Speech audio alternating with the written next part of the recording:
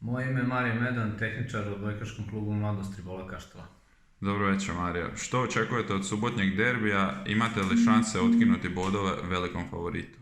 Igramo protiv izuzetno jake ekipe, ACH Vole iz Ljubljane, oni su trenutni prvaci Slovenije.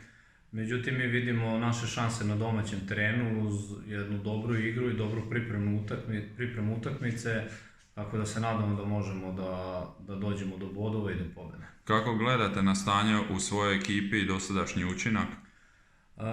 Odigrali smo nekoliko pripremnih turnira na kojima smo igrali jako dobro, što nam je dalo vetar u leđa da prvo kolo u Zagrebu na početku prvenstva startujemo sa pobedom, tako da nam je to izuzetno značajno. Jeste li zadovoljni dosadašnjim boravkom u Kaštelima i kako vam se sviđa ekipa ovdje? Ekipa je dosta mlada, momci su super, trener Rančić izuzetno kvalitetno radi, tako da mi smatram da imamo jako velike šanse da napravimo jako dobar uspeh ove sezone.